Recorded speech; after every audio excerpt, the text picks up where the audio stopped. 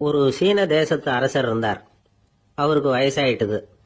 அவருக்கு அடுத்தபடியா அவருடைய புள்ள பட்டத்துக்கு வரணும், ஆட்சி பொறுப்பை ஏத்துக்கணும். ஒரு நல்ல தலைவனுக்கு இருக்க வேண்டிய பண்புகள்லாம் தன்னுடைய மகனுக்கு இருக்கணும்னு விரும்பினார் அந்த அரசர். அதனால இளவரசனை பக்கத்துல இருந்த ஒரு குரு கிட்ட அனுப்புனார்.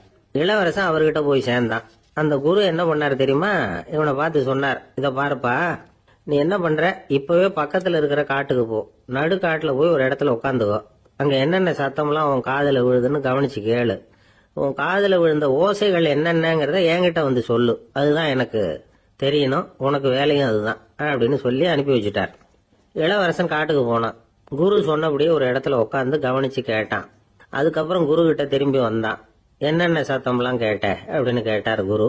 குருவே, காட்டுல நான் பறவைகள் சத்தம்லாம் கேட்டேன், மிருகங்களின் ஓசையையும் கேட்டேன், இதை தவிர இடி மின்னல் மழை இதுகளோட சத்தத்தையும் கேட்டேன் அப்படின்னா.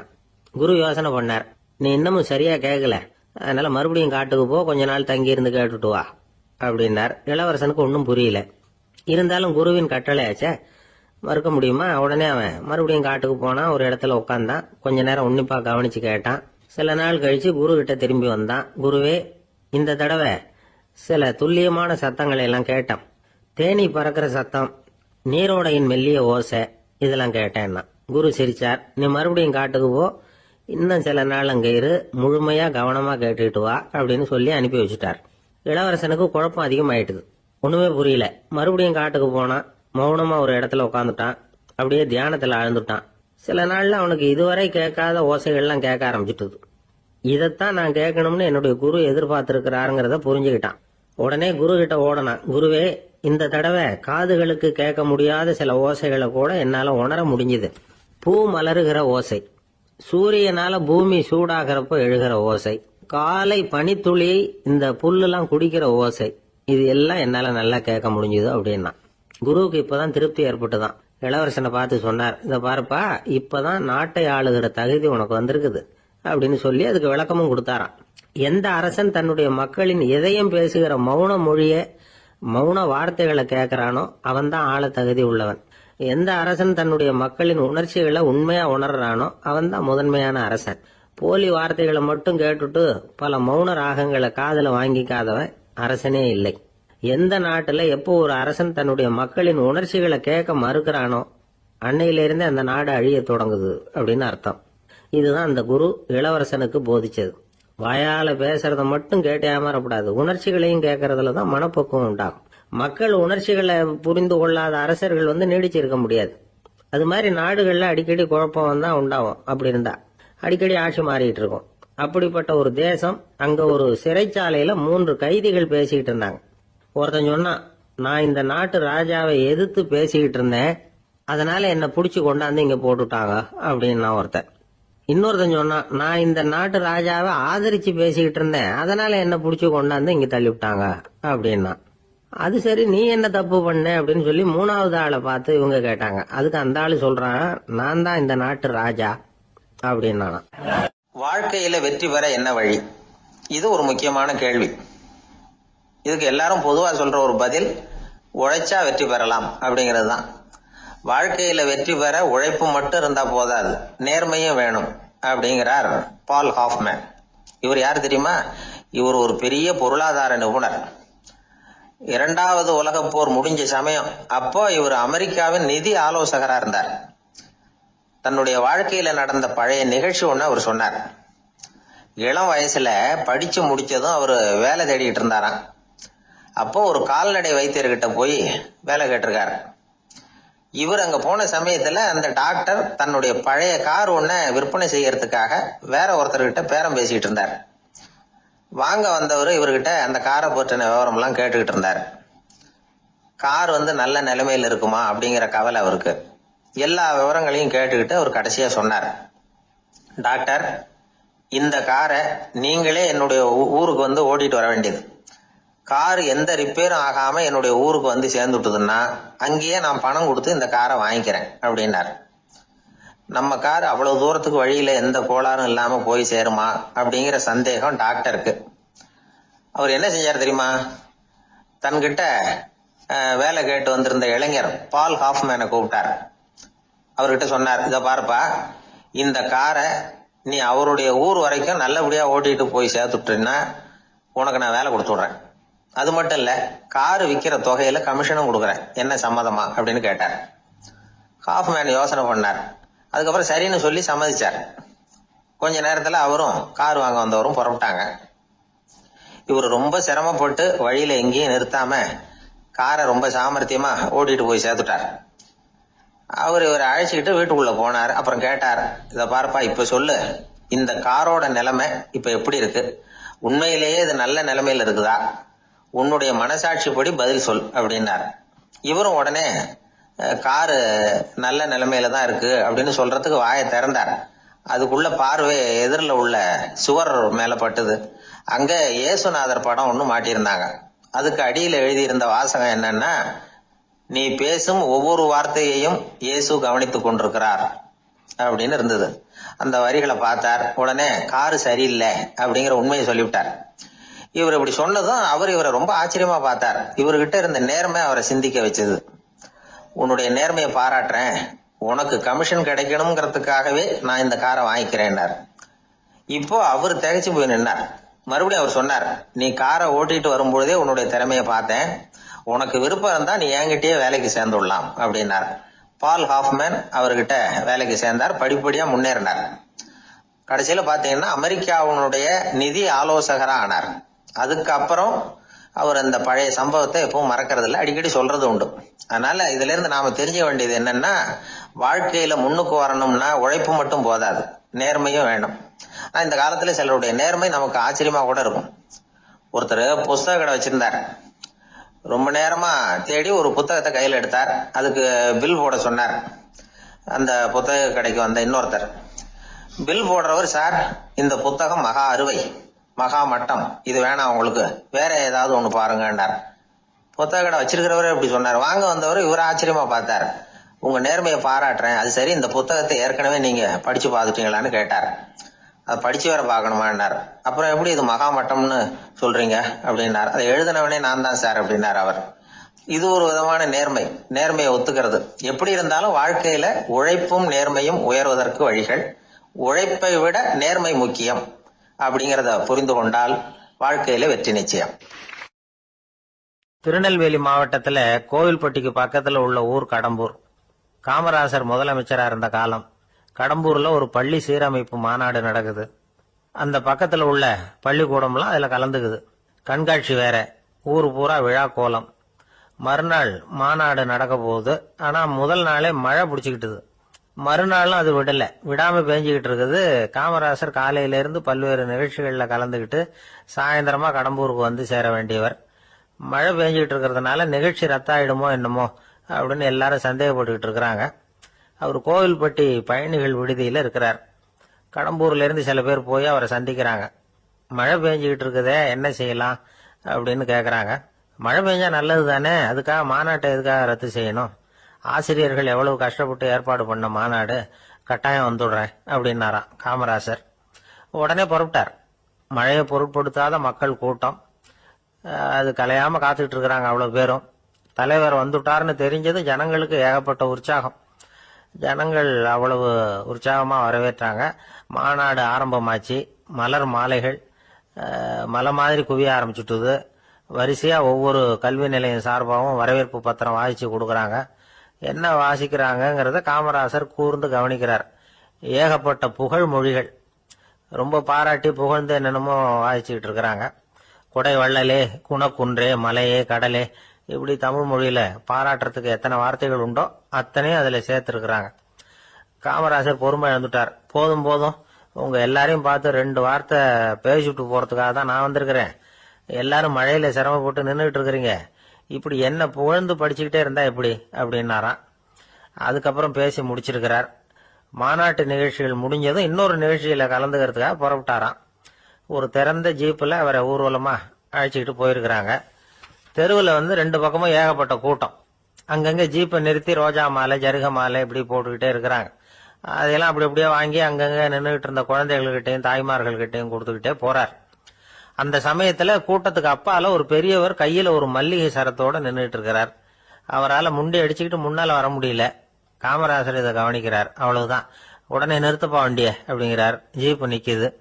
டிரைவரை பார்த்து, அதோ பார், அங்க ஒருத்தர் நிக்கிறார் பார், அவரை இங்க அழைச்சிட்டு வா அப்படின்னாராம். கூட்டம் வழி விடுது. அந்த பெரியவரை கிட்டத்துல அழைச்சிட்டு வர்றாங்க. காமராசர் அவரை பார்த்து, வாங்க வாங்க, நல்லா இருக்கீங்களா அப்படின்னு சத்தம் போட்டு உற்சாகமா விசாரிக்கிறாராம். பெரியவர் கண்கள்ல கண்ணீர், பேச்சு வரல. மல்லிகை சரத்தை அவருக்கு போடுறார். கொஞ்ச நேரம் அவர்கிட்ட பொறுமையா பேசிக்கிட்டு இருந்துட்டு அவரை அனுப்பி வைக்கிறார் காமராசர். பெரியவர் போனதுக்கு அப்புறம் காமராசர் பக்கத்துல இருந்தவங்க கிட்ட சொல்றார் அந்த பெரியவரை பத்தி. அந்த காலத்துல ரொம்ப கஷ்டப்பட்டவர் இவரு, ஜெயிலுக்கு போனவர் அப்படின்னு ரொம்ப உருக்கமா நெகிழ்ந்து போய் சொல்றார். இதுல ஒரு விஷயத்த கவனிங்க. தன்னை புகழ்ந்து படிக்கப்பட்ட வாழ்த்து மடலை படிக்க வேணாம்னு தடுத்து நிறுத்தினார். எங்கேயோ ஒரு மூலையில கையில ஒரு 4 முழம் மல்லிகை சரத்தோட ஒதுங்கி நின்றுகிட்டு இருந்த அந்த தொண்டரை அவ்வளவு பெரிய கூட்டத்துக்கு நடுவுலையும் தேடி கண்டுபிடிச்சு கிட்டத்துல கூப்பிட்டு அவர் கொடுத்த அன்பு மாலையை வாங்கி கழுத்துல போட்டுக்கிட்டார். அதுதான் காமராசர். தோல்விகள் கூட அவரை கொஞ்சம் கூட பாதிச்சதில்லை. ஒரு பொது தேர்தலில் அவர் தோத்து போறார். தொண்டர்கள்லாம் அழறாங்க. அதுல ஒருத்தர் மெதுவா காமராசர் கிட்ட போய், என்ன தலைவரே, நீங்க கூட தோத்து போயிட்டீங்களே அப்படின்னு கலக்கமா சொல்லி இருக்கிறார். அதுக்கு காமராசர், நான் கூட தோத்து போறதுக்கு பேர் தான்ப்பா ஜனநாயகம் அப்படின்னாராம். சில பேர் ஆழம் பார்த்தா 60 வயசு மாதிரி தோணும். உண்மையான வயசு என்னன்னு பார்த்தா 40 அல்லது 45 சில பேரை பாக்கிறதுக்கு 45 மாதிரி தெரியும், உண்மையிலேயே 65 தாண்டி இருப்பாங்க. ஒரு மனிதனுக்கு 2 வகையான வயது உண்டுங்கிறார் ஓஷோ.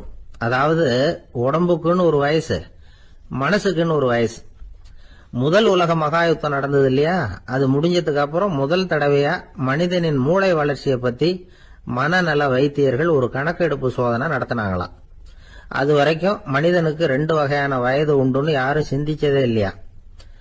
அந்த உலக மகா யுத்தம் முடிஞ்சதுக்கு அப்புறம் மனிதனுடைய சராசரி மனதின் வயதை கணக்கிட்டு பார்க்கும் பொழுது அவங்களுக்குலாம் ரொம்ப அதிர்ச்சியா இருந்துதான். ஏன்னா அது ரொம்ப பின்தங்கிய நிலையில இருந்திருக்கு, வளர்ச்சி அடையாத நிலையில இருந்திருக்கு. அவங்க கண்டுபிடிச்ச பிரகாரம் அப்போ மனசோட சராசரி வயசு என்ன தெரியுமா, 14. அப்படின்னா பாத்துங்க, உடல் ரீதியா ஒருத்தரோட வயசு 70 கூட இருக்கலாம், ஆனா மனசோட வயசு 14 தான். இதுக்கு நேர்மாறா அமைஞ்சு போச்சுன்னு வச்சுங்க. அதாவது ஒருத்தருக்கு உண்மையிலேயே 14 வயசு, அதாவது உடலோட வயசு 14, அவரோட மனசின் வயசு 70ன்னு வச்சுக்கோங்க.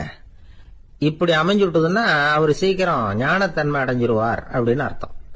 இப்ப நமக்கெல்லாம் உடம்போட வயசு மனசோட வயசு ரெண்டும் ஒன்னா இருந்துட்டா அதுவே போதும், அதுவே பெரிய விஷயம். இப்ப எமர்சன் கிட்ட போய் ஒருத்தர் கேட்டாரா, உங்க வயசு என்ன அப்படின்னு.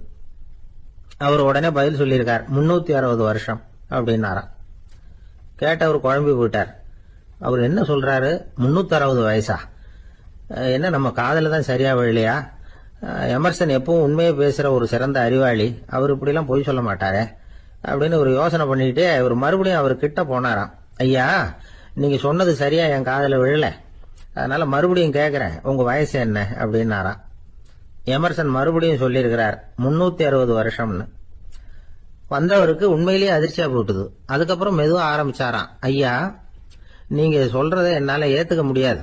எப்படி பார்த்தாலும் இப்போ உங்களுக்கு வயசு ஒரு 60க்கு மேல இருக்காதுன்னு நினைக்கிறேன் அப்படின்னாராம். நீங்க சொல்றது சரிதான், அது என் உடம்போட வயசுன்னாராம் எமர்சன். அப்படின்னா ஏற்கனவே நீங்க சொன்னது அப்படின்னு கேட்டிருக்காரு, அது என் மனசோட வயசு அப்படின்னாராம். நம்மளை பொறுத்த வரைக்கும் அறிவு தூசு படிஞ்சிருக்கு, அது மாதிரியே அன்பும் மாசுபட்டு இருக்கு. இது ரெண்டையும் சுத்தம் பண்ண வேண்டியிருக்குது. அப்பதான் நாம சரியான வயசுல வாழ முடியும். ஒரு ஆசாமி இருக்கிறார், அவருக்கு உடம்போட வயசு அதிகம், மனசோட வயசு ரொம்ப குறைச்சல், குழந்தை மாதிரி. அவர் ஒரு ஆஸ்பத்திரியில படுத்திருக்கிறார். நர்சம்மா எல்லாருக்கும் மருந்து கொடுத்துட்டு போறாங்க. கொஞ்ச நேரம் கழிச்சு திரும்பி வந்தாங்க. அப்ப இவர் அந்த அம்மாவை கூப்பிட்டு சொல்றார், இத பாருங்க சிஸ்டர், நீங்க எல்லாருக்கும் சின்ன சின்ன மாத்திரையா கொடுத்துட்டு எனக்கு மட்டும் நீளமான மாத்திரையா கொடுத்துட்டீங்க, முழுங்கறதுக்கு ரொம்ப கஷ்டமா போச்சு, இனிமே எனக்கு சின்ன மாத்திரையா கொடுங்க சிஸ்டர் அப்படின்னாராம். அந்த அம்மா உடனே அதிர்ச்சி ஆகி தலையில அடிச்சுக்கிட்டாங்களாம். நான் கஷ்டப்பட்டு மாத்திரையை முழுங்கினத்துக்கு நீங்க ஏமா தலையில தட்டிக்கிறீங்க அப்படின்னு கேட்டிருக்காரு இவர். இதுக்கு அவங்க சொல்லியிருக்கிறாங்க, நான் உங்களுக்கு கொடுத்துட்டு போனது மாத்திரை இல்லைங்க, அது தெர்மாமீட்டர் அப்படின்னாங்களாம். ஆபீஸ்ல வேலை பார்க்கிற ஒருத்தர் வந்தார். பேசாம ஒரு 10 நாள் லீவு போட்டுடலாமா பாக்குறேன் அப்படின்னார். ஏன்னு கேட்டோம். என்னுடைய மேலதிகாரி ஒரு முசுடு சார், அவர்கிட்ட வேலை பார்க்கறது ரொம்ப கஷ்டமா இருக்குது அப்படின்னார். ஆபீஸ்ல வேலை பார்க்கறவங்க எல்லாம் ஒரு விஷயத்த நல்லா ஞாபகத்துல வச்சுக்கணும். மேலதிகாரிங்கிறவர் ஒரு பெரிய மகான் இல்ல, அவரும் ஒரு மானிட பிறவிதான். சராசரி மனுஷனுக்கு உள்ள பலம் பலவீனம் ரெண்டும் அவருக்கும் உண்டு. அதனால அவரை கொஞ்சம் அனுசரிச்சு போறதுக்கு பழகிறது தான் நல்லது. மேலதிகாரிகள்ல பல வகை உண்டு. அதுல முக்கியமா 3 வகை. அதுல ஒரு வகை எப்படி தெரியுமா? உங்களை ஒரு வேலை செய்யற மெஷினா மட்டுமே நினைக்கக்கூடிய வகை. இவங்கெல்லாம் எப்படின்னா, எங்கேயாவது வெளியூர் போயிருந்தா கூட அங்கிருந்து போன் பண்ணுவாங்க, அந்த வேலை என்னாச்சு, இந்த வேலை என்னாச்சு அப்படின்னு. இவங்களுக்கெல்லாம் உங்க நலனை பத்தியோ உங்க குடும்பத்தை பத்தியோ அக்கறை இருக்காது. நீங்க சொல்ற யோசனை எதுவும் இவங்க கிட்ட எடுபடாது. கொடுத்த வேலையை பாரு, நீ எனக்கு புத்தி சொல்ல வேணாம் அப்படிம்பாங்க. இவங்களை அனுசரிச்சு போறதுக்கு ஒரே வழி, இவங்க எதை சொன்னாலும் சரின்னு சொல்லிவிட்டு வேலையை கவனிக்க வேண்டியதுதான். இவங்க கிட்ட வேற எந்த கேள்வியும் கேட்டுக்கிட்டு இருக்கக்கூடாது. ஆமா சாமி போடுறது கௌரவ குறைச்சல் இல்ல, அது ஒரு அலுவலக சௌகரியம், அவ்வளவுதான். இன்னொரு வகையான மேலதிகாரிகள் எப்படி தெரியுமா? இவங்கெல்லாம் ஆபீஸ் வேலையை பத்தி அதிகமா கவலைப்பட்டுக்கிட்டு இருக்க மாட்டாங்க. தங்களுடைய சொந்த இமேஜ் பாதிக்கப்படக்கூடாதுங்கிறதுலயே கவனமா இருப்பாங்க. இவங்கெல்லாம் அடிக்கடி உங்க நலனை விசாரிப்பாங்க. அதே மாதிரி நீங்களும் அவரை விசாரிக்கணும்னு எதிர்பார்ப்பாங்க. இந்த ரக அதிகாரிகளுக்கெல்லாம் புது வருட வாழ்த்து அனுப்பலாம், பிறந்த நாள் வாழ்த்து அனுப்பலாம். அவருக்கு எங்கேயாவது ஒரு பாராட்டு விழா நடந்தா முதல் வரிசையில போய் உட்காந்து உங்க முகத்தை காட்டலாம். ஆபீஸ் வேலையை மட்டுமே பாக்குற பணியாளர்கள் இது மாதிரி அதிகாரிகள் கிட்ட நல்ல பேர் வாங்க முடியாது. இன்னொரு வகையான மேலதிகாரிகள் உண்டு. அவங்க எப்படின்னா, ஆபீஸ் வேலையை பத்தியும் கவலைப்பட மாட்டாங்க, தனக்கு கீழே வேலை பார்க்கறவங்கள பத்தியும் கவலைப்பட மாட்டாங்க. எக்காரணம் கொண்டும் தன்னுடைய பொசிஷனுக்கு ஆபத்து வந்துடக்கூடாதுன்னு நினைக்கக்கூடியவங்க இவங்க. இவங்களால கடுமையான வேலை செய்யவும் முடியாது, தீர்மானிக்கவும் முடியாது. எந்த முடிவையும் எடுக்காம அப்படியே தள்ளி போட்டுக்கிட்டே போடுவாங்க எல்லாத்தையும். இதனால என்ன ஆகும்னா, இவருக்கு கீழே வேலை பார்க்கற உங்களுக்கு பொறுப்பு அதிகமாயிடும். இவங்க கிட்ட போய் பிரச்சனையை மட்டும் சொல்லி பிரயோஜனம் இல்லை, அதுக்கான முடிவுகளை நீங்களே சொல்லணும். அப்பதான் இது மாதிரி அதிகாரிகள் கிட்ட நல்ல பேர் வாங்கலாம். அட்லீஸ்ட் கெட்ட பேர் வாங்காமலாவது காலம் தள்ளலாம்.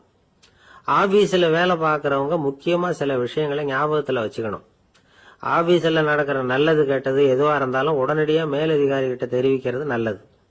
3வது மனிதர் மூலமா அதை அவர் தெரிஞ்சுக்கிறது அவ்வளவு நல்லது இல்லை. எந்த மேல் அதிகாரியுமே தான் இந்த சர்பாஸ் செய்யப்படுறத விரும்புறதில்லை. அதனால அவருக்கு தெரியாம மேலிடத்துக்கு மணி எழுதி போடக்கூடாது. அப்படி எழுதி போடுறவங்க சில பேர் இருக்கிறாங்க.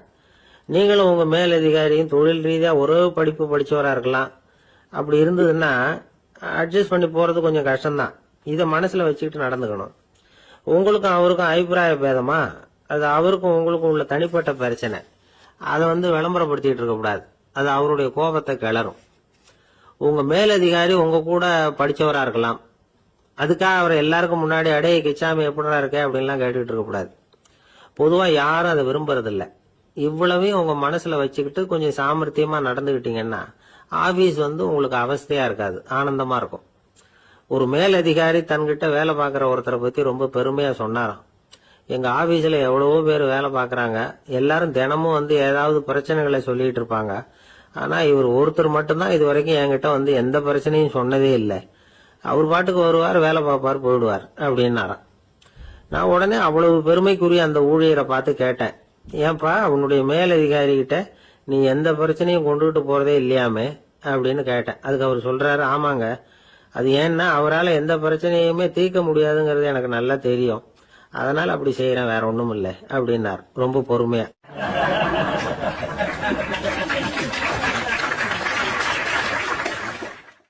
ஒருத்தர் சிகரெட்டும் கையுமா வந்தார்.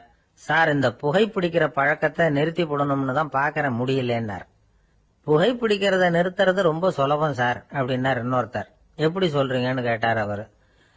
நான் கூட ஏற்கனவே 10 தடவை அந்த பழக்கத்தை நிறுத்தி இருக்கிறேன் சார் அப்படின்னார் இவர். இதுல இருந்து என்ன தெரியுது? புகைப்பழக்கத்தை திடீர்னு விட்டு விடுறதுங்கிறது ரொம்ப கஷ்டம்னு தெரியுது. இருந்தாலும் இது சம்பந்தமான ஆராய்ச்சி, அனுபவம், இது ரெண்டையும் அடிப்படையா வச்சு சில வழிமுறைகளை சொல்றாங்க. அதாவது புகைப்பிடிக்கிறத நிறுத்துறதுக்கு 10 வழிகள் உண்டு அப்படின்னு சொல்றாங்க. அது என்னங்கறத தெரிஞ்சுக்கிட்டா உபயோகப்படுதான்னு பார்க்கலாமே. முதல் கருத்து என்னன்னா, கொஞ்ச நாளைக்கு புகைப்பிடிக்கிற நண்பர்களை விட்டு விலகி இருக்கணும். இதனால புகைப்பிடிக்கிற ஆசை குறையும், அந்த பழக்கத்தை மறுபடியும் ஆரம்பிக்கப்படாதுங்கிற எண்ணம் உறுதிப்படும். 2வது கருத்து, புகைப்பிடிக்கிறதை எதிர்த்து தீவிரமா பிரச்சாரம் செய்ய ஆரம்பிச்சிடணும்.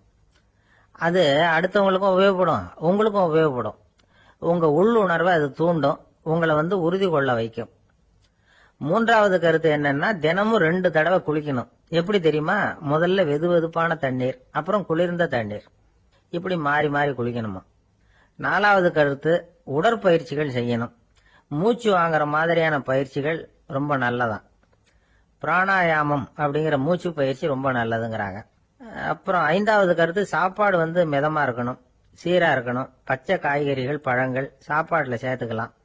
அடிக்கடி கொஞ்சம் கொஞ்சமா சாப்பிட்டு ரத்தத்துல சர்க்கரையின் அளவை பராமரிக்கணும். இது நரம்புகளை அமைதிப்படுத்தும். 6வது கருத்து என்னன்னா, ரொம்ப நேரம் பசியோட இருக்கக்கூடாது. புகைப்பிடிக்கிறத நிறுத்த முயற்சி செய்யும் பொழுது எடை குறைப்பு நடவடிக்கைகளை மேற்கொள்ளக்கூடாது. 7வது கருத்து, காப்பி, தேநீர், மதுபானம், அப்புறம் போதைப் பொருள்கள் கலந்த உணவுகள் இதெல்லாம் வேணாம். புகைப்பிடிக்கிறத அதெல்லாம் ஊக்கப்படுத்தும். கடுகு, மிளகு, அப்புறம் காரமான பொருள்களை தவிர்க்கணும். உப்பு அளவை குறைக்கணும். தினமும் 10 குவளை தண்ணீராவது குடிக்கணும்.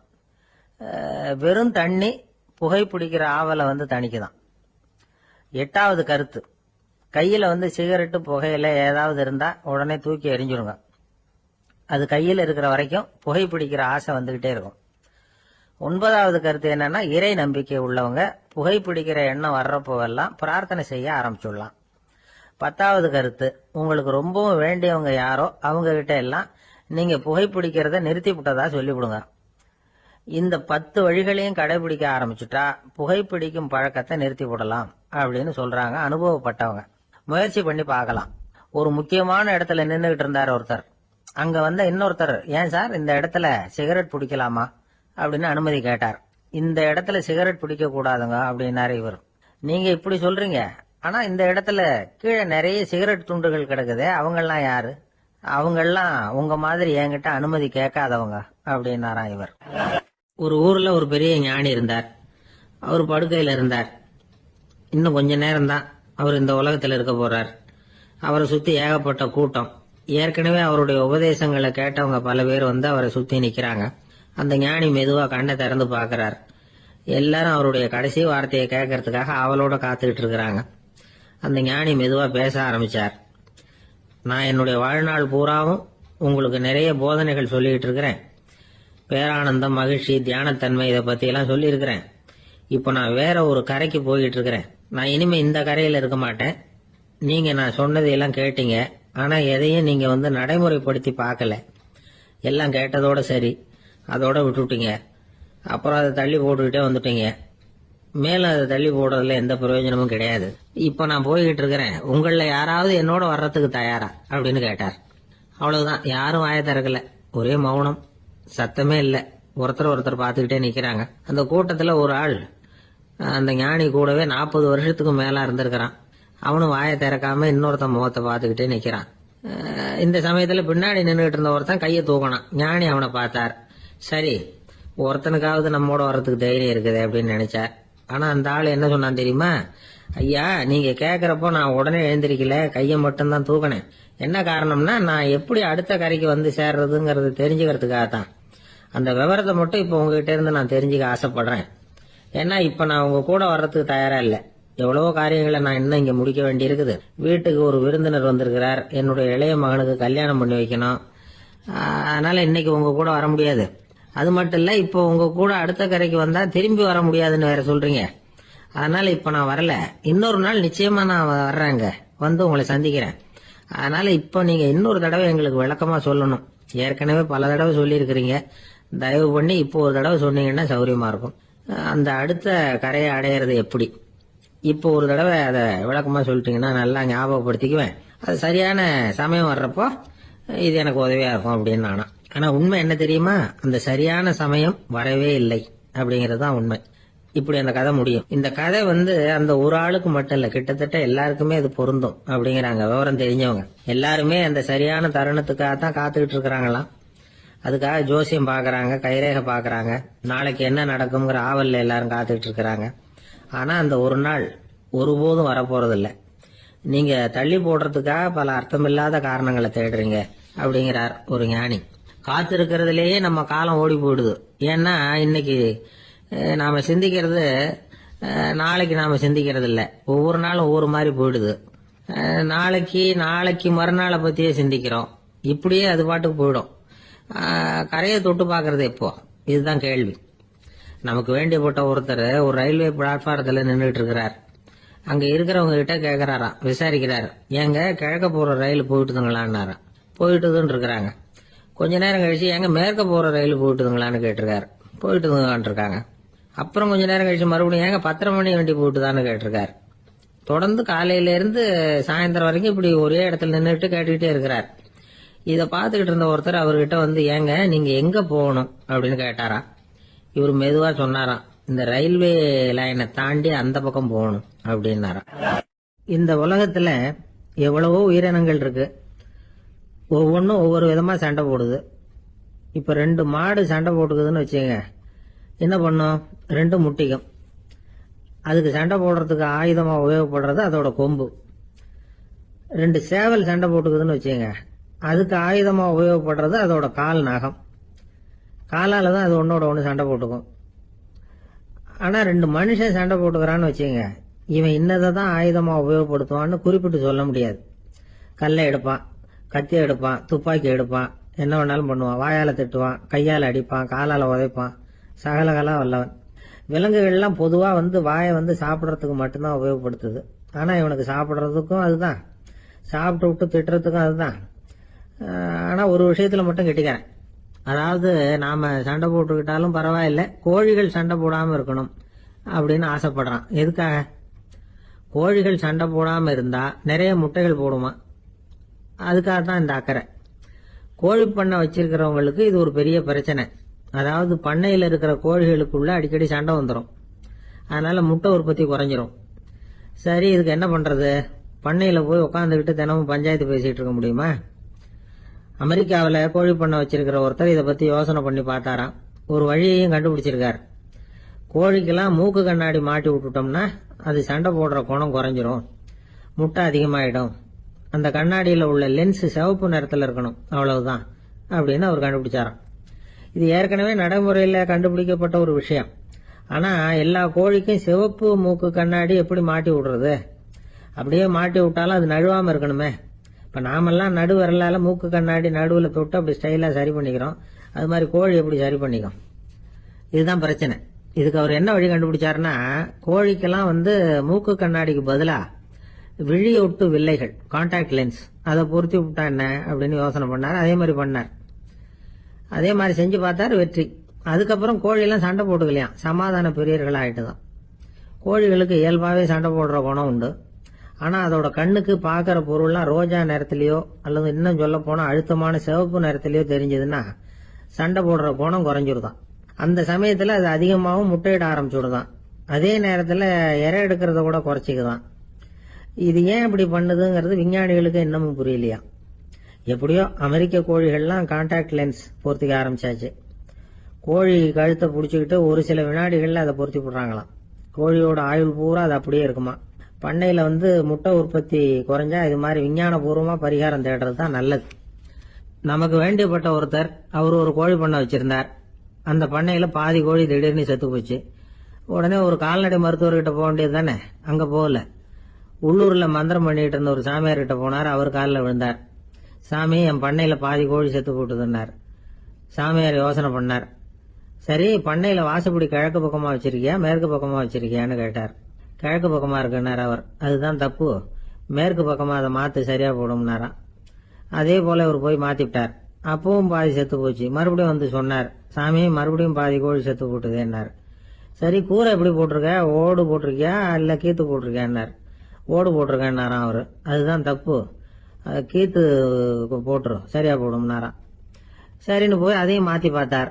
மறுபடியும் போயிட்டு கோழி செத்து போச்சு. வந்தாரு, மறுபடியும் பாதி செத்து போச்சு சாமின்னு வந்தார். இவரும் யோசனையை மாத்தி மாத்தி சொல்லிட்டே இருக்கிறார். இப்படி அவரும் மாத்தி மாத்தி பார்த்தார். 6வது தடவையா அவரை தேடிட்டு வந்தார். அந்த சமயத்துல இவர் ரொம்ப தீவிரமா யோசனை பண்ணி பார்த்துட்டு, அது சரிப்பா, நீ என்கிட்ட சளைக்காம வந்துகிட்டு இருக்கிற, நானும் யோசனை சொல்லிட்டு இருக்கேன். இப்பவும் உங்ககிட்ட சொல்றதுக்கு என்கிட்ட யோசனை நிறைய இருக்கு, ஆனா சோதிக்கிறதுக்கு உங்ககிட்ட கோழி இல்லையே, என்ன பண்றது அப்படின்னாராம். ஒருத்தர் ரொம்ப அவசரமா வந்தார். சார், மனுஷன் நிம்மதியா இருக்கிறதுக்கு என்ன வழின்னு கேட்டார். சீக்கிரமா ஒரு கல்யாணத்தை பண்ணீங்க, எல்லாம் சரியா போடும் அப்படின்னோம். அவர் ஒரு மாதிரியா பார்த்தார். ஏற்கனவே எனக்கு கல்யாணம் ஆயிட்டுது சார், அதனாலதானே நிம்மதியா இருக்கிறதுக்கு வழி கேட்கறேன் அப்படின்னார். சரி, இவர் ஒரு மாதிரியான கேஸ் அப்படின்னு நினைச்சுக்கிட்டு நம்ம கிட்ட இருந்த ஒரு சின்ன புத்தகத்தை அவர்கிட்ட தூக்கி கொடுத்தோம். இதை படிச்சு பாருங்கன்னு. கல்யாணத்துக்கு பிறகும் சந்தோஷமா இருக்கிறதுக்கு என்ன வழி அப்படிங்கிற கேள்விக்கு அந்த புத்தகத்துல விளக்கம் இருந்தது.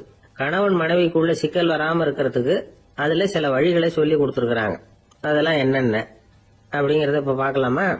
குடும்பம்னு இருந்தா கோபம் வரதான் செய்யும். அது வந்துட்டு போகட்டும், பரவாயில்ல.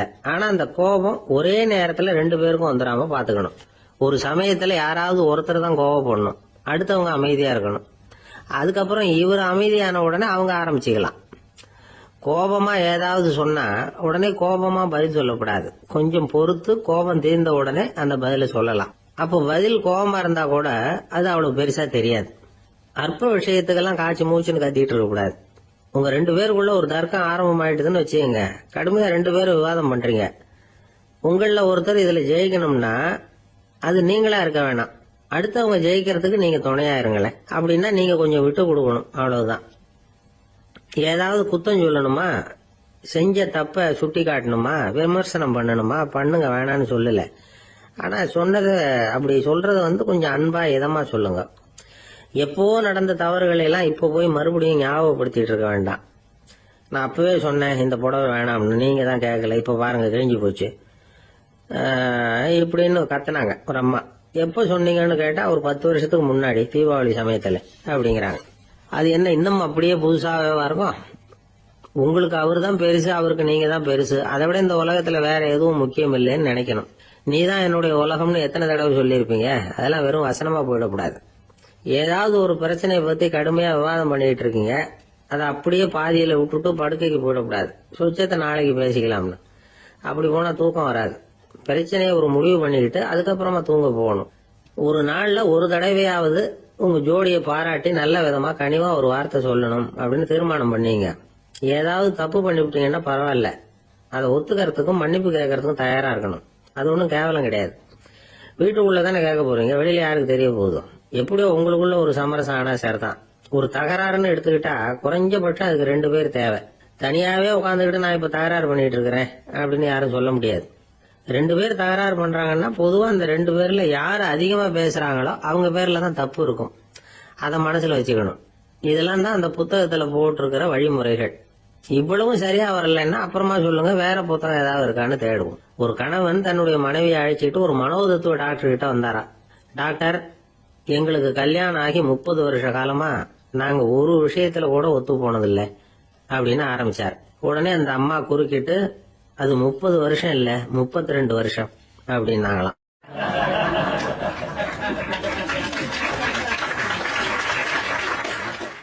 சில பேரை இப்படி சொல்றது உண்டு.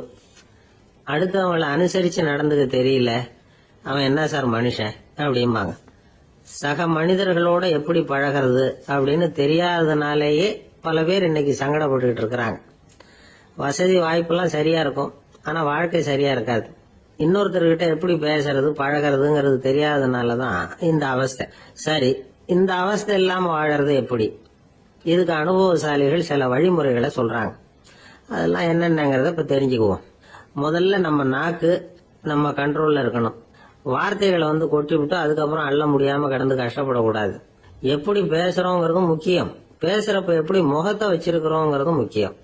அன்பா பேசினாலும் நல்லா இருக்கும். அப்படி பேசுறப்ப ஆதரவா அவர் தோள் மேல ஒரு கையை போட்டுக்கிட்டு பேசினா இன்னமும் நல்லா இருக்கும். 2வது விஷயம், இன்னொருத்தர்கிட்ட பேசுறப்ப வாக்குறுதிகளை அள்ளி வீசக்கூடாது. கொடுக்கற வாக்குறுதி குறைச்சலா இருக்கணும். அப்படி கொடுத்த வாக்குறுதியை கண்டிப்பா நிறைவேற்றணும். நாம ஒருத்தரை பாராட்டுறோம் அல்லது அவரை பத்தி அபிப்பிராயம் சொல்றோம்னா அது ஆக்கப்பூர்வமா இருக்கணும். நம்ம பாராட்டு அல்லது விமர்சனம் அடுத்தவருடைய முன்னேற்றத்துக்கு உதவுறது மாதிரி இருக்கணும். நாம சொல்றதை கேட்டுட்டு அவன் தலையில கையை வச்சுட்டு உட்காந்துடக்கூடாது. எப்பவும் உற்சாகமா இருக்கணும், முகம் அலர்ச்சியா இருக்கணும். மனுஷன் இருந்தா வருத்தம், கவலை, ஏமாற்றம் எல்லாம் இருக்கதான் செய்யும். அதெல்லாம் மனசுல இருக்கட்டும். அந்த வருத்தமும் கவலையும் ஏமாற்றமும் சேர்ந்துகிட்டு நம்ம முகத்துல இருக்கிற மலர்ச்சியை மூடி மறைக்கிறதுக்கு நாம இடம் கொடுத்துடக்கூடாது. எந்த விஷயத்த பத்தி யாருகிட்ட பேசினாலும் வெளிப்படையா பேசணும், திறந்த மனசோட பேசணும். மூடி மறைச்சி முன்னு முழுங்கிட்டு இருக்க கூடாது. இன்னொருத்தர்கிட்ட பேசுறப்போ விவாதம் பண்ணுங்க, அது தப்பு இல்ல. ஆனா வாதாடிட்டு இருக்க கூடாது. அதாவது என்ன சொல்றாங்கன்னா, டிஸ்கஸ் பண்ணலாம், ஆர்கியூ பண்ணக்கூடாதான். நம்ம கிட்ட இருக்கிற நல்ல குணங்களை நாம எடுத்து சொல்லிட்டு இருக்க கூடாது.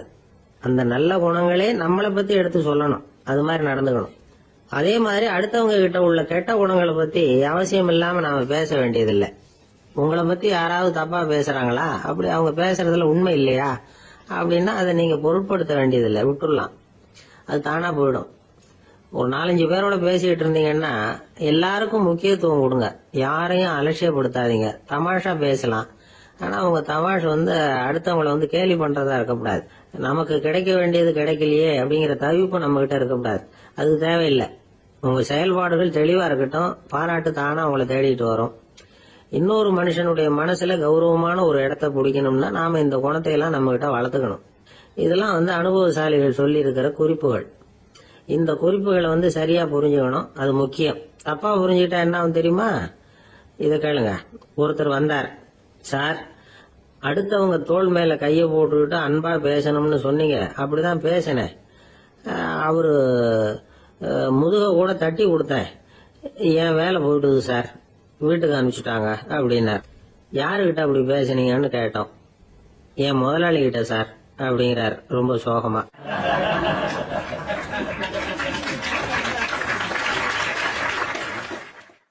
இந்த உலகமே ஒரு நாடக மேடை, நாம எல்லாரும் நடிகர்கள். இது ஞானிகள் சொல்றது. இது ஒரு பக்கம் இருக்கட்டும். இந்த உலகத்துக்குள்ள எத்தனையோ நாடக மேடைகள், எத்தனையோ நடிகர்கள், எத்தனையோ நாடகங்கள், இதெல்லாம் எப்படி ஆரம்பமாச்சு? அதுதான் இன்னைக்கு தகவல். அதாவது ஆதி மனிதன் பேச ஆரம்பிக்கிறதுக்கு முன்னாடி சைகையாலேயே எல்லாத்தையும் சொல்லிட்டு இருந்தான். அதனால அப்பவே நடிப்பு ஆரம்பமாயிட்டுது.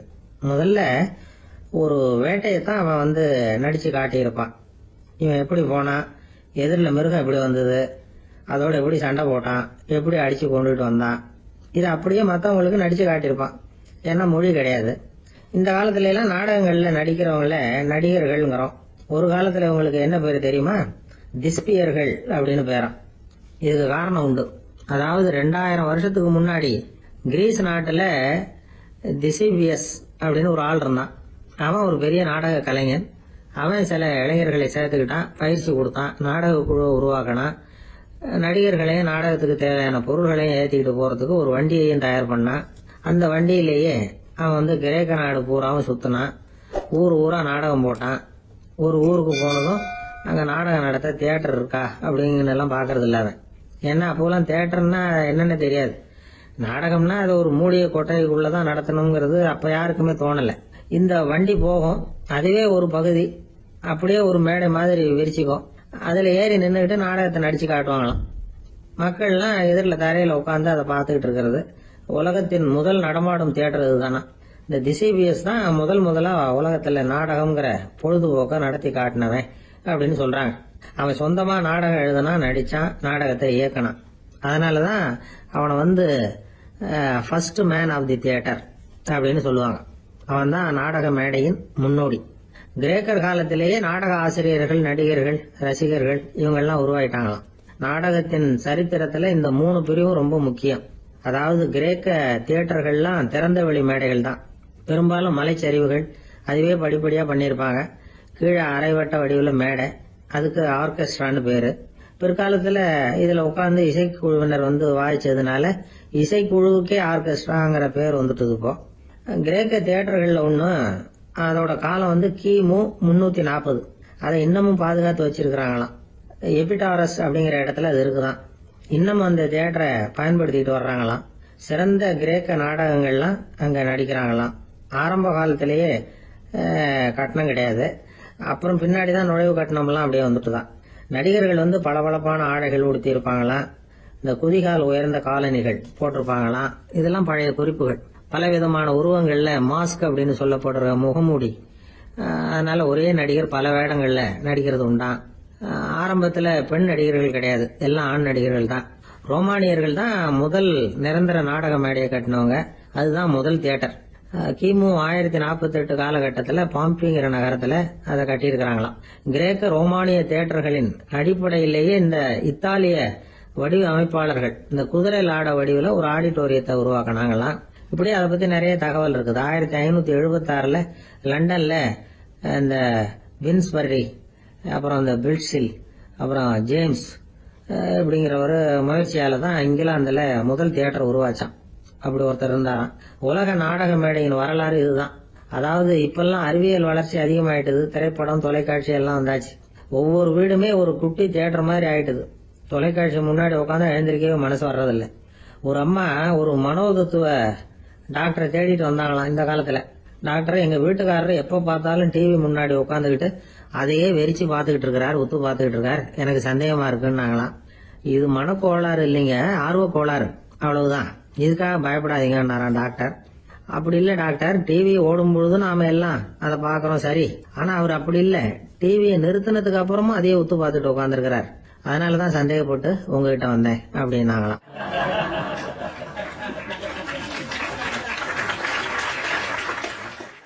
ஒரு சின்ன பையன் வந்தான். அவனை பார்த்து ஒரு கேள்வி கேட்டோம். ஏன்ப்பா உங்க வீட்டுல அம்மா புத்திசாலியா அப்பா புத்திசாலியா அப்படின்னு. அவன் அலட்சியமா நம்மளை பார்த்து சிரிக்கிறான். என்ன சார் இது, இந்த காலத்துல இது கூட தெரியாம இருக்கிறீங்களே அப்படிங்கிறான்.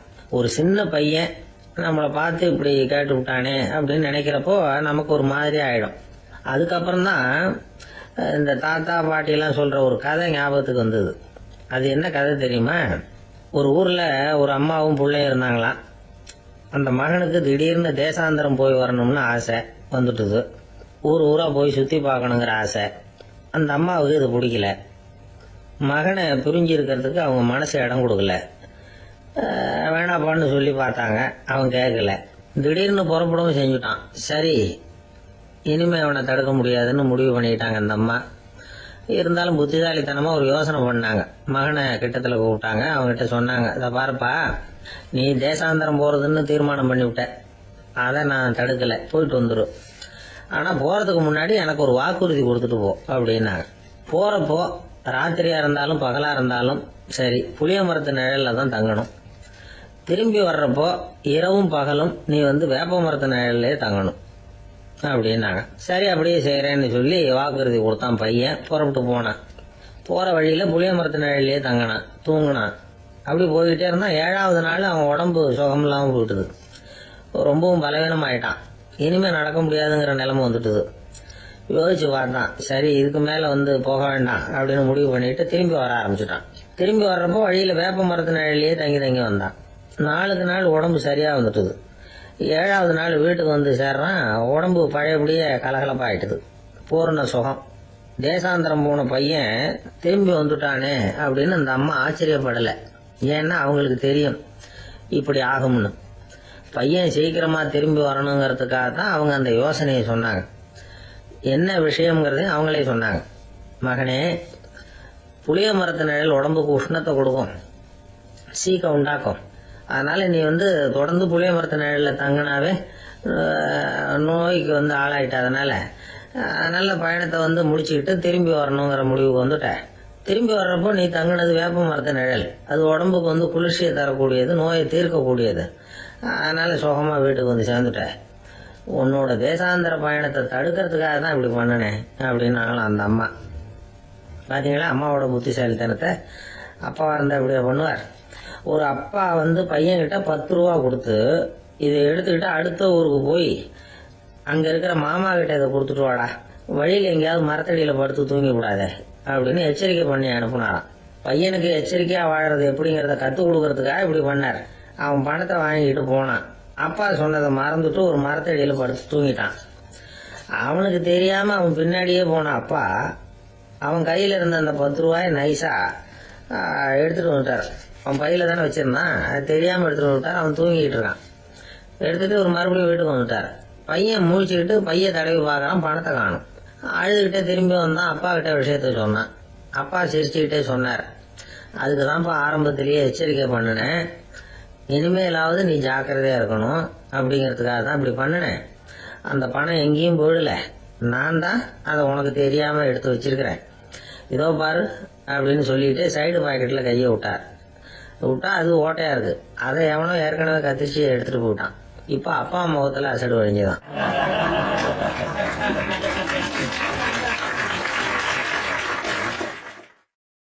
ஒரு அரசனும் அமைச்சரும் ஒரு நாள் ரொம்ப சாவகாசமா பேசிக்கிட்டு இருந்தாங்களாம். அரசன் அமைச்சரை பார்த்து ஒரு கேள்வி கேட்டிருக்கார்.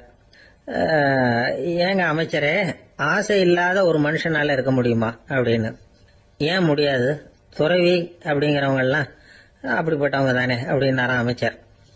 அவங்க எல்லாம் உண்மையிலேயே ஆசையை விட்டவங்க தானே அப்படின்னு கேட்டாரா ராஜா. அப்படிதான் இருக்கணும் அப்படின்னாராம் அமைச்சர். அப்படின்னா ஆசையே இல்லாத ஒரு உண்மையான துறவியை நான் பார்க்கணுமேன்னார். அது என்ன பிரமாதம், அதுக்கு நான் ஏற்பாடு பண்றேன் அப்படின்னு விட்டார் இவர். சொல்லிவிட்டு உடனே புறப்பட்டு போனார். அங்கங்க தேடினார். அப்புறம் தான் அவருக்கு புரிஞ்சுது உண்மை துறவியை கண்டுபிடிக்கிறது எவ்வளவு கஷ்டமான காரியம்னு. இருந்தாலும் ராஜா கிட்ட சொல்லியாச்சே உண்மை துறவியை காட்டுறேன்னு. இப்ப என்ன பண்றது? ராஜா கிட்ட சொன்னபடி நடக்கலைன்னா அவருக்கு கோபம் வந்துடும். அமைச்சர் ஒரு யோசனை பண்ணார். அவருக்கு ஒரு வழி தெரிஞ்சுது. அதுதான் சரின்னு முடிவு பண்ணார். அதாவது அந்த ஊர்ல அவருக்கு தெரிஞ்ச நாடக நடிகர் ஒருத்தர் இருக்கிறார், நல்லா நடிப்பார். அவரை போய் பார்த்தார். இதை பாருப்பா, எனக்காக நீ ஒரு காரியம் செய்யணும்னார். என்னன்னு கேட்டார் அவரு. நீ ஒரு துறவி மாதிரி கொஞ்ச நேரத்துக்கு நடிக்கணும். ராஜா வந்து உன்னை பார்த்துட்டு போற வரைக்கும் நடி, அது போதும். அதுக்காக உனக்கு 10,000 ரூபாய் தரேன் அப்படின்னார். அவர் எந்த காலத்துல இவ்வளவு பணத்தை மொத்தமா பார்த்திருக்காரு. அதனால உடனே சரின்னு ஒத்துக்கிட்டார். அமைச்சர் வந்து அரண்மனைக்கு திரும்பி வந்தார். என்ன அமைச்சரே, இன்னுமா ஒரு உண்மையான துறவி கிடைக்கலன்னார். உண்மையான துறவி ஒருத்தரை இப்பதான் கொஞ்ச நேரத்துக்கு முன்னாடி பார்த்து பேசிவிட்டு வர்றேன். அவர் நம்ம ஊருக்கு வெளியில குளத்தங்கரையில உள்ள ஒரு ஆலமரத்துக்கு அடியில் உட்கார்ந்துருக்கிறார் அப்படின்னார் இவரு. அப்படின்னா உடனே புறப்படுங்க அப்படின்னார் ராஜா. பரிவாரங்களோட புறப்பட்டார். அங்க அந்த மரத்தடியில அந்த ஆளு வேஷம் போட்டுக்கிட்டு துறவி மாதிரி உட்காந்துருக்கிறான். ராஜா நேரா போனார். அந்த துறவி காலில் பொத்துன்னு விழுந்து வணங்கினார். உடனே ராணி அவர் காலில் விழுந்தாங்க. அடுத்தபடியா அமைச்சர் விழுந்தார். அவருக்கு தெரியும் இது நம்ம ஆளுதான்னு. இருந்தாலும் என்ன பண்றது, நேரம். அப்புறம் பரிவாரங்கள்லாம் துறவி காலில் விழுந்து ஆசீர்வாதம் வாங்கிட்டாங்க. ராஜா அப்புறமா தங்கத்தட்டுல பொன்னையும் பொருளையும் வச்சு அந்த துறவி கிட்ட ரொம்ப பணிவா நீட்டுறார். தாங்கள் தயவு பண்ணி இதை ஏத்துக்கணும் அப்படின்னு வேண்டிக்கிட்டார். அந்த துறவி பற்று இல்லாம அதை பார்த்தார். எல்லாத்தையும் திறந்துட்ட எனக்கு இதெல்லாம் எதுக்காக அப்படின்னு சொல்லி அதை மறுத்துட்டாராம். ஆஹா, உண்மையான துறவியை பார்த்துட்டோம் அப்படிங்கிற ஆனந்தம் அரசருக்கு. ரொம்ப நிம்மதியா திருப்தியா திரும்பி வந்தார் அரண்மனைக்கு. அதுக்கப்புறம் அமைச்சர் யாருக்கும் தெரியாம அந்த துறவி கிட்ட ஓடினார். சொன்ன பிரகாரம் பணத்தை நீட்டினார். இந்தப்பா, நான் உங்ககிட்ட சொன்னபடி 10,000 ரூபாய் பணம் எடுத்துக்கோ அப்படின்னார். அந்த ஆள் ராஜா கிட்ட சொன்னது மாதிரியே எல்லாத்தையும் திறந்துட்டோம் எனக்கு இதெல்லாம் எதுக்காக வேணாம் அப்படின்னு விட்டாராம். நடிச்ச வரைக்கும் போதும்பா, இனிமே இந்த நாடக வசனம்லாம் வேணாம், வேஷத்தை கலைச்சிரு, பணத்தை வாங்கிக்கோன்னார். இல்லைங்க, இது வேஷம் இல்ல, இது வசனமும் இல்ல, இது உண்மை. கொஞ்ச நேரம் துறவி மாதிரி நடிச்சதுக்கே இந்த தேசத்து ராஜா ராணி அமைச்சர் பரிவாரங்கள் எல்லாம் என் காலில் விழுந்து வணங்குறாங்க. அப்படின்னா உண்மையான துறவியா இருக்கிறது எவ்வளவு பெருமையான விஷயம். நான் உண்மையான துறவியா ஆக போறேன், அப்படி முடிவும் பண்ணிட்டேன் அப்படின்னார் அந்த நடிகர். வேஷம் கூட எப்படிப்பட்ட விளைவுகளை உண்டு பண்ணுது பாத்தீங்களா. நம்மால் ஒருத்தன் ரொம்ப வசதியா தான் இருந்தான். ஒரு நாள் அவன் சொத்து பூரா திருட்டு போயிட்டுது. அதுக்கப்புறம் இவன் துறவி மாதிரி ஆயிட்டான். ஊர் ஊரா சுத்தினான். ஒரு குருநாதரை தேடி கண்டுபிடிச்சான். அவர்கிட்ட சீடனா சேர்ந்துக்கிட்டான். அவனை பார்த்து ஒருத்தர் கேட்டார், நீ உண்மையான சீடன் தானான்னு. இல்லைங்க, சீடன் மாதிரி நடிச்சுக்கிட்டு இருக்கிறேன் அப்படின்னா. அது குரு துரோகம் இல்லையா அப்படின்னு கேட்டார் அவர். இல்லைங்க, நான் பண்ணது குரு துரோகம் இல்லை, என் குரு பண்ணதுதான் துரோகம். என்னுடைய பணத்தை கொள்ளையடிச்சது இவர் தான். அதை எங்க வச்சிருக்காருன்னு கண்டுபிடிக்கிறதுக்காக தான் இவர்கிட்ட வந்து சீடனா சேர்ந்திருக்கிறேன் அப்படின்னானா.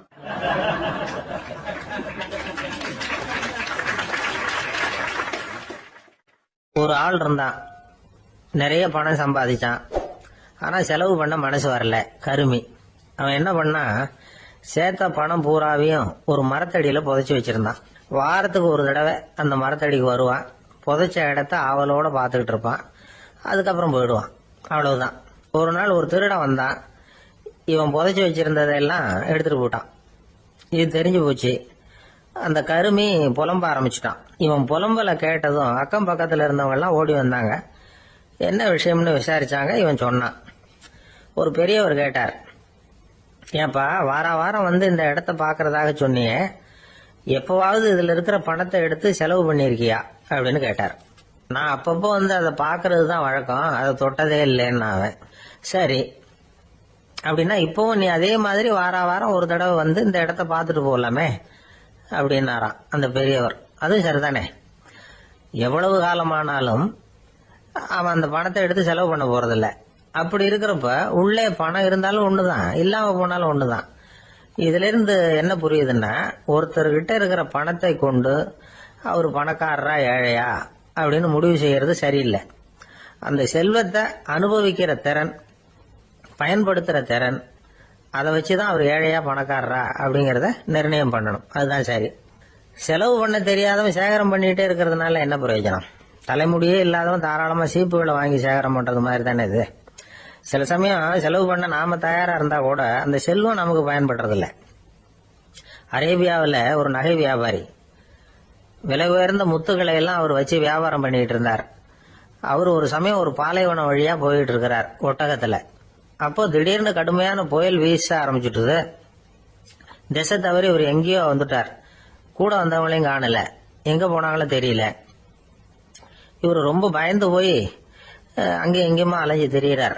வழியே தெரியல. பசி கடுமையாயிட்டுது. ஒட்டகத்து முதுகுல ஒரு மூட்டை இருந்தது. அதை பிரிச்சு பார்த்தார். உள்ள ஏதாவது இருக்கான்னு தேடி பார்க்கறார். அது வரைக்கும் கண்ணுல தட்டுப்படாத அபூர்வமான ஒரு பை கண்ணில் பட்டுது. ஆஹா, அதுல ஏதாவது சாப்பிட்றதுக்கு இருக்கும் அப்படின்னு நினைச்சு ஆவலா அதை பிரிச்சு பார்க்கறார். அந்த பையில விலை உயர்ந்த முத்துக்கள் நிறைய இருந்துதான். அப்பதான் அவர் நினைச்சாராம், விலை உயர்ந்த முத்துக்கள் கூட சாப்பிட்றதுக்கு உணவாக முடியாது அப்படிங்கறத புரிஞ்சுக்கிட்டாராம். எந்த நேரத்துல எது நமக்கு தேவையோ அது நமக்கு தாராளமா கிடைக்கணும். அப்படி அது கிடைக்கிறதுக்கு நம்ம கிட்ட இருக்கிற செல்வம் பயன்படணும். அது நமக்கும் பயன்படலாம், நம்ம மூலமா அடுத்தவங்களுக்கும் பயன்படலாம். அதுதான் செல்வத்தின் பயன். ஒரு மரத்தடியில ஒருத்தன் உட்காந்து அழுதுகிட்டு இருந்தான். அந்த பக்கமா வந்த இன்னொருத்தன் ஏப்பா அழுதுகிட்டு இருக்கிறேன்னு கேட்டான். இந்த இடத்துலதான் பூமிக்கு அடியில பணம் இருக்குது, புதைச்ச இடம் தெரியல, அதான் அழறேன் அப்படின்னா. நல்லா ஞாபகப்படுத்தி பாரு, எந்த இடத்துல புதைச்ச அப்படின்னு கேட்டான் இவன். அது எப்படி எனக்கு தெரியும், புதைச்சு வச்சிருக்கிறவன் நான் இல்லையே, எங்க எழுத்து வீட்டுக்காரன் அப்படின்னானா இவன்.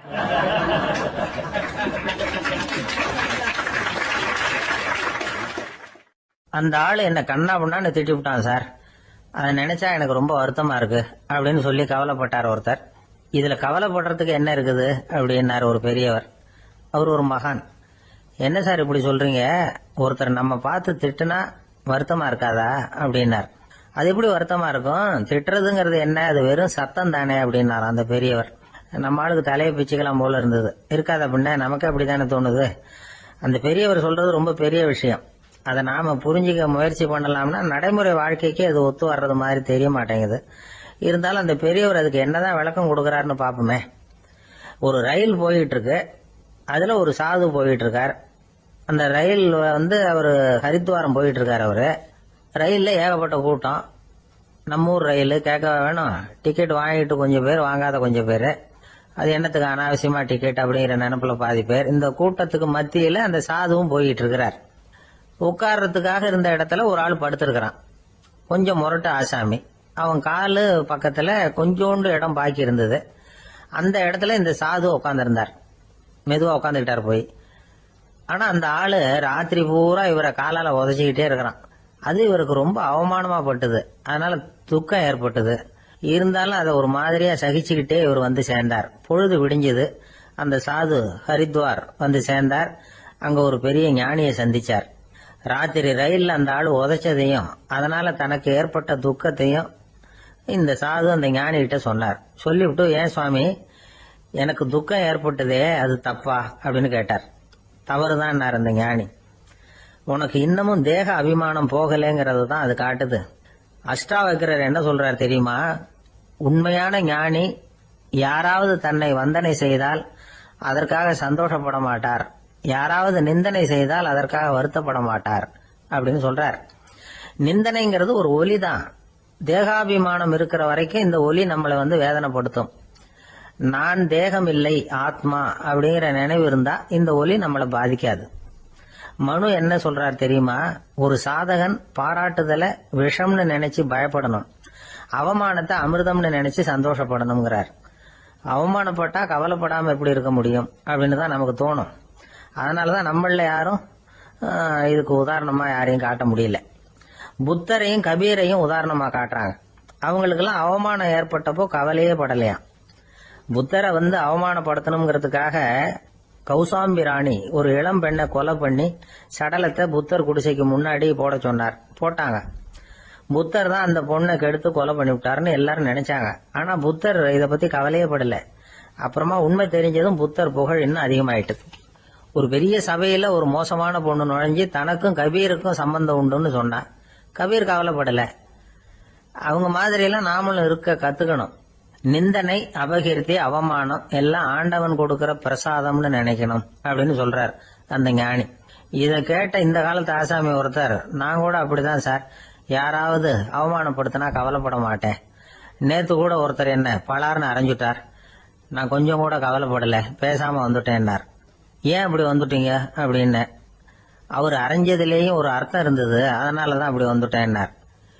ஏன் அரைஞ்சாருன்னு கேட்டேன். 10 வருஷத்துக்கு முன்னாடி 15 ரூபா அவர்கிட்ட கடன் வாங்கினேன், அதை கேட்டு கேட்டு பார்த்துட்டு கடைசியா தான் அரைஞ்சார் அப்படின்னார். ஆண்டவனுடைய பிரசாதம் இவருக்கு அடிக்கடி கிடைக்கும் போல இருக்கு.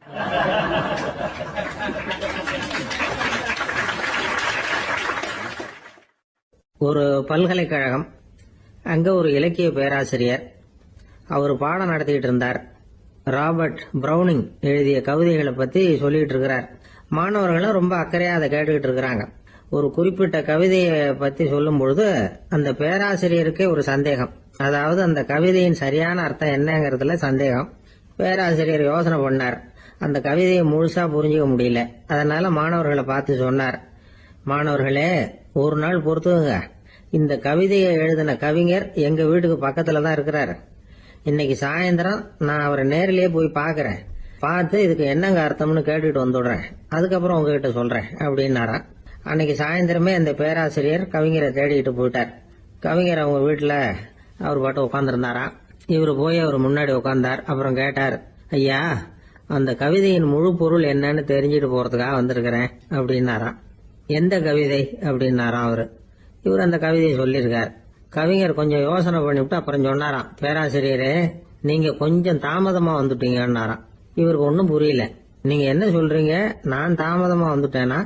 நீங்க தான் உயிரோட இருக்கிறீங்களே, அப்படி இருக்கும்போது நான் தாமதமா வந்துட்டேன்னா அது எப்படி அப்படின்னு இவர் குழம்பி இருக்கிறார். இப்ப கவிஞர் சொன்னாராம், ஐயா, நான் உயிரோட இருக்கிறேனா இல்லையாங்கிறது முக்கியம் இல்ல, நான் அந்த கவிதை வரிகளை எழுதினப்போ 2 பேருக்கு அதோட அர்த்தம் தெரிஞ்சிருந்தது, இப்போ ஒரே ஒருத்தருக்கு தான் அதோட அர்த்தம் தெரியும் அப்படின்னாராம். பேராசிரியர் யோசனை பண்ணிருக்கார். அப்படின்னா அந்த ஒருத்தர் கவிஞர் ராபர்ட் பிரவுனிங்கை தவிர வேற யாரா இருக்க முடியும்?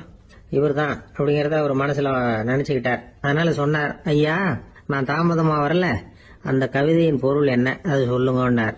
பேராசிரியரே, நான் சொல்றது உங்களுக்கு புரியலன்னு நினைக்கிறேன். நான் இந்த வரிகளை எழுதினப்போ 2 பேருக்கு அதோட அர்த்தம் தெரிஞ்சிருந்தது.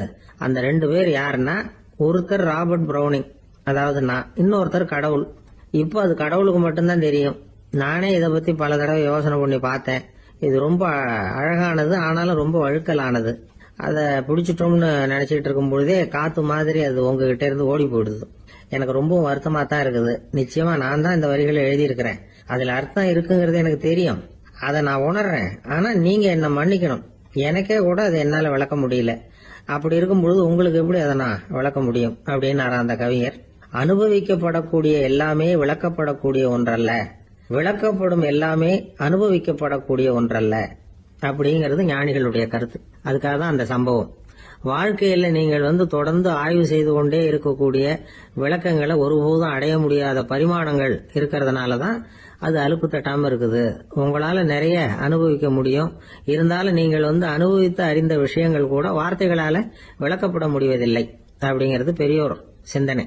இதெல்லாம் ஒரு பக்கம் இருக்கட்டும். நமக்கு தெரிஞ்ச பேராசிரியர் ஒருத்தர் 1 மணி நேரம் ரொம்ப விவரமா வகுப்பு எடுத்தார். கடைசியா சொன்னார், மாணவர்களே, ரொம்பவும் எளிமையா விளக்கமா எல்லா விவரமும் சொல்லியிருக்கிறேன், அதனால இதுல உங்களுக்கு சந்தேகம் வர்றதுக்கு வாய்ப்பே இல்லை. இருந்தாலும் கேட்க வேண்டிய கடமை கேட்கிறேன். இதுவரைக்கும் நடத்தினதுல யாருக்காவது ஏதாவது சந்தேகம் உண்டா அப்படின்னு கேட்டாராம். எனக்கு ஒரே ஒரு சந்தேகம் தான் சார் அப்படின்னு எழுந்திரிச்சு நிக்கிறான் ஒருத்தன். என்னன்னு கேட்டாராம். இதுவரைக்கும் நீங்க என்ன பாடம் சார் நடத்துனீங்க அப்படின்னானா அவன்.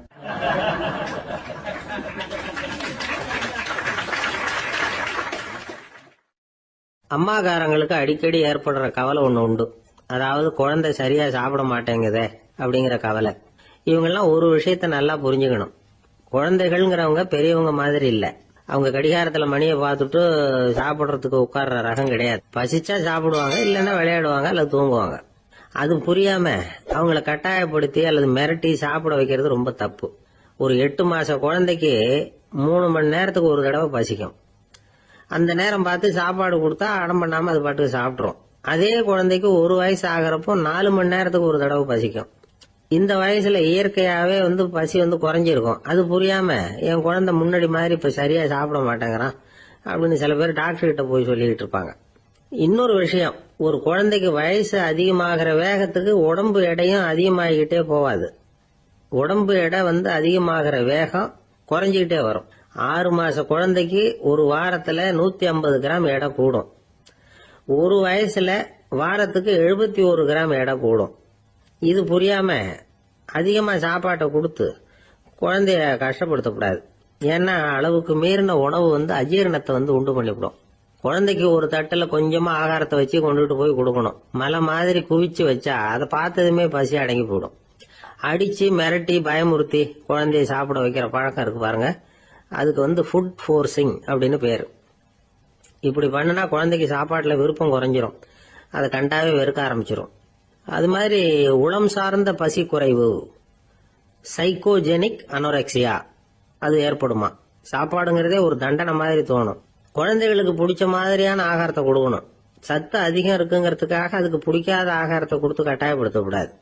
குழந்தைகளுக்கு 2 வயசு ஆகிறப்போ இயற்கையாவே எதிர்மறை குணம் உண்டாகும்.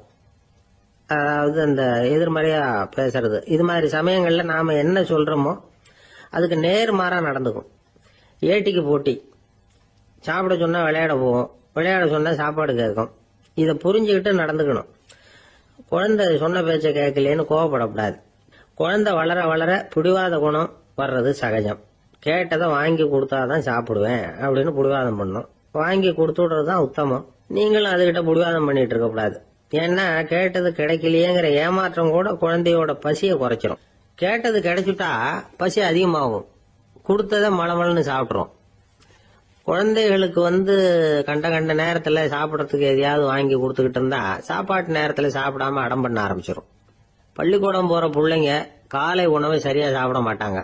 அச்சம், அவசரம், பரபரப்பு இதெல்லாம் தான் காரணம். பள்ளிக்கு புறப்படுறதுக்கு ஒரு 3/4 மணி நேரத்துக்கு முன்னாடியே சாப்பாடு போட்டுருங்க, அது சரியா போடும். படிக்கிற குழந்தைகள் உடல் சோர்வு, மனச்சோர்வு இது காரணமா கூட சாப்பிட மறுக்கிறது உண்டு. இப்போ உதாரணமா சாயந்தரம் விளையாடி விட்டு வீட்டுக்கு வந்ததும் சாப்பிட சொன்னா வேணாம்பாங்க. இது உடல் சோர்வு. ரொம்ப நேரம் வீட்டு பாடங்களை செஞ்சு முடிச்ச கையோட சாப்பிட சொன்னாலும் அவங்களால சரியா சாப்பிட முடியாது. இது உளச்சோர்வு, அதாவது மனச்சோர்வு. இதை தவிர குழந்தைகளுக்கு உடல் நலக்குறைவு ஏற்பட்டா கூட சாப்பிட மறுக்கிறது உண்டு. சில மருந்து மாத்திரைகள் கூட பசியை குறைச்சிரும்.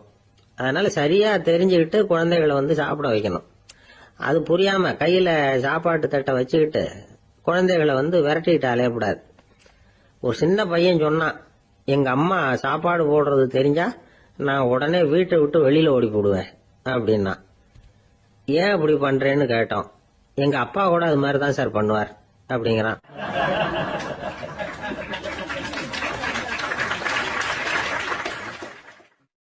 பந்திக்கு முந்தர ஆசாமிகள் நம்மள பல பேர் உண்டு. அப்படி முந்தறதுக்கு கூட முயற்சி பண்றவங்க நிறைய பேர் இருக்கிறாங்க. இதுல என்ன ஒரு விஷயம்னா, பந்திக்கு முந்தறது கூட தப்பு இல்லை. ஆனா அப்படி ஒரு விருந்துல ஆளா போய் உட்காந்து சாப்பிட்டா கூட வெளியில வர்றப்ப என்ன பெரிய விருந்து வச்சுட்டான், சாம்பார்ல உப்பு இல்ல, ரசத்துல காரம் இல்ல அப்படின்னு குறை சொல்லிட்டே வர்றது இருக்கு பாருங்க, அது சரியில்லை, நாகரிகமும் இல்லை. கல்யாண பத்திரிகையில என்ன போட்டிருக்குது, என் பொண்ணுக்கும் இன்னார் பையனுக்கும் கல்யாணம், எல்லாரும் குடும்பத்தோட வந்திருந்து மணமக்கள் ஆசீர்வதிக்கணும், இப்படித்தானே போட்டிருக்கோம்.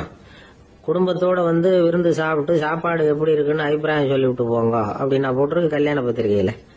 ஒருத்தர் வீட்டு விசேஷத்துக்கு போயிருக்கோம்னா எவ்வளவோ அசௌகரியங்கள் நமக்கு ஏற்படலாம்.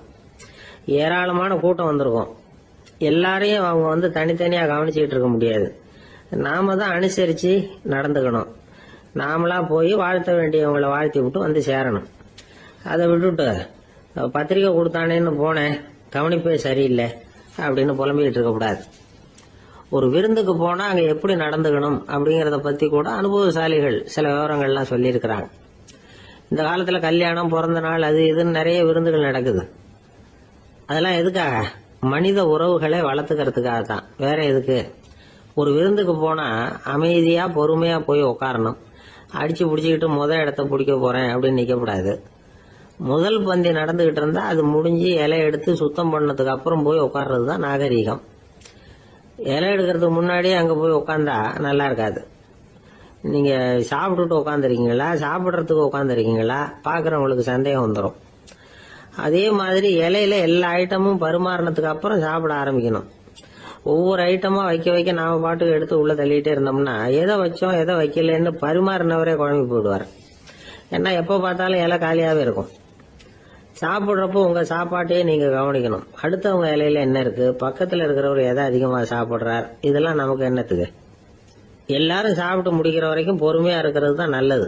நீங்க மட்டும் திடீர்னு பாதியில எழுந்திருச்சு பக்கத்துல இருக்கிறவங்களுக்கு சங்கடமா இருக்குமேங்கிறதெல்லாம் யோசிக்காம நீங்க பாட்டு எழுந்திரிச்சு போக கூடாது. பக்கத்துல உள்ளவங்க உங்களை எழுந்திருக்க சொன்னா எழுந்திரிச்சு போகலாம். விருந்துகள்ல சாப்பாட்டை வீணாக்குறதே ஒரு நாகரிகமா போட்டுது இந்த காலத்துல. சாப்பாட்டுக்கே கஷ்டப்பட்டுக்கிட்டு பல பேர் இந்த உலகத்துல இருக்கிறப்போ சாப்பாட்டை வீணாக்குறது எவ்வளவு பெரிய மோசம்ங்கிறத நினைச்சு பார்க்கணும். வேணுங்கிற அளவுக்கு கேட்டு வாங்கி சாப்பிடுறது தான் முறை. விருந்துல இந்த பஃபே அப்படின்னு சொல்லி ஒரு முறை சொல்றாங்கல்ல, அதாவது உணவு வகைகளை எல்லாம் பொதுவா ஒரு இடத்துல வச்சுடுறது, நமக்கு தேவையானதை நாமே எடுத்துட்டு ஒரு தட்டில் போட்டுக்கிட்டு சாப்பிட வேண்டியது. இதுல கூட சில பேர் தேவைக்கு அதிகமா எடுத்து போட்டுக்கிட்டு வீணாக்குறாங்க. சில சமயம் கடைசியா சாப்பிட போறவங்களுக்கு எல்லா ஐட்டமும் கிடைக்காம போகலாம். அதை போய் பெருசு பண்ணிட்டு இருக்க கூடாது. என்ன சார் இந்த அளவுக்கு கூடவா நாகரிகம் தெரியாம இருக்கிறோம், இதை போய் பெருசா சொல்ல வந்துட்டீங்களே அப்படின்னு நினைக்கலாம். ஒருத்தர் 2 பேருக்கு இந்த விவரம் தேவைப்படலாம். அவங்க காதலையும் இது விழட்டுமேங்கிறதுக்காக தான் இது.